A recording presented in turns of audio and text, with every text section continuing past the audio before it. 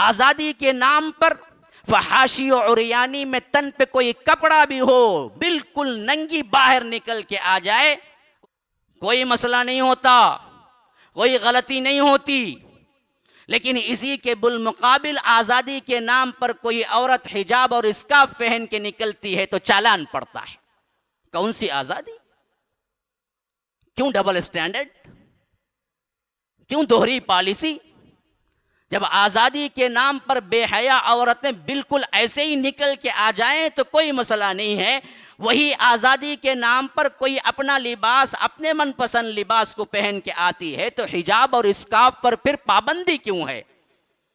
یہ میٹھا زہر ہمیں دکھتا نہیں ہے، لیکن یہاں بالکل ڈبل اسٹینڈرڈ گیم کھیلا جا رہا ہے، اور ہم سمجھتے ہیں کہ مغربی تہذیب بہت اچھی ہے، بہت قانون کو پرواہ کرتی ہے، فلاں نفاستیں۔ میں نے آج سے بہت پہلے کسی کی زبان سے سنا تھا، ہنسی آتی ہے ابھی بھی، کہ مغربی کلچر میں ان کے ٹوائلٹ بھی اتنے پاک ہوتے ہیں کہ کھانا ڈال کے کھا سکتے۔ بھائی ایک آدمی مدح میں کہہ رہا تھا، ہاں کھا لے، تجھے پسند ہے تو وہیں پر کوئی مسئلہ نہیں ہے، لیکن جس ٹوائلٹ کی مدح میں تم کہتے ہو کہ اتنی صفائی کہ کھانا ڈال کے کھا سکتے ہو، لیکن بے حیائی کے اڈوں میں اس حد تک گری ہوئی ہے کہ ان کے ٹوائلٹ استعمال ٹوائلٹ کے لیے نہیں ہوتے بلکہ جنسی بے راہ روی کے لیے ہوتے ہیں، عام شاہراہوں پر نہیں بلکہ پبلک ٹوائلٹوں کے اندر بھی ان کی جنسی بے راہ روی نہیں رکتی۔ تو یاد رکھو، یہ صفائی ہے یا گندگی ہے؟ دیکھنے والی آنکھ دیکھ سکتی ہے، تمہیں دراصل وہ چہرہ نظر نہیں آ رہا ہے، صرف ایک آنکھ سے دیکھتے ہو۔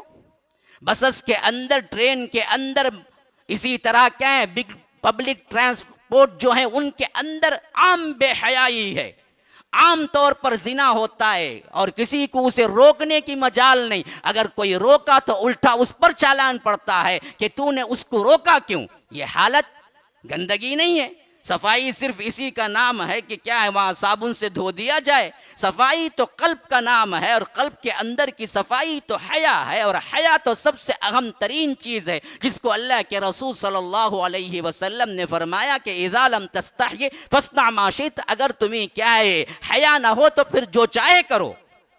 اس تہذیب کو ہم اس نظر سے تو نہیں دیکھتے، صرف ایک طرح کی ہم نے کیا ہے آنکھ بنائی ہوئی ہے، اور پوری دنیا اسی کے پیچھے جا رہی ہے۔ محاسن اسلام کے طور پر ہمارے اندر اللہ تبارک و تعالی نے اپنے حبیب کے ذریعے جو معاشرہ، جو پاکیزگیاں دی ہیں، اس کو اٹھا کر بولنے والا ہر مسلمان اگر بن جائے نا تو یاد رکھیے بہت سوں کو ہدایت بھی مل جائے گی اور ہمارا ایمان تازہ ہو جائے گا۔ مغربی کلچر کی یہ اندھادھن جو ہماری تقلید ہے، اس کو ہم روک سکیں گے۔ السلام علیکم ورحمۃ اللہ وبرکاتہ۔ سامعین و ناظرین، اللہ تبارک و تعالی آپ کو خوش رکھے، صحت عافیت کے ساتھ دین و دنیا کی ہر بھلائی عطا کرے۔ جیسا کہ آپ لوگ جانتے ہیں، مسجد السلام کی تعمیر تمل ناڈو کے شہر چنئی میں چل رہی ہے، اور تعمیر کا آخری مرحلہ ہمارے سامنے ہے، جس کے لیے تقریباً 10 لاکھ روپئے کی اشد ضرورت ہے۔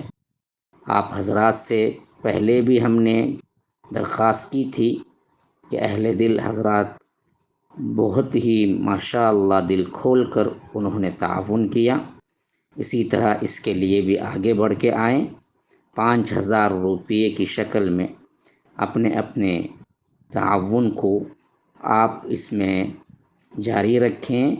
الحمدللہ بہت جلد ہمارا یہ اماؤنٹ مکمل ہو جائے گا، اور تعمیر کے مرحلے میں جو تاخیر ہو رہی ہے اس کو ہم جلد سے جلد مکمل کر سکیں گے۔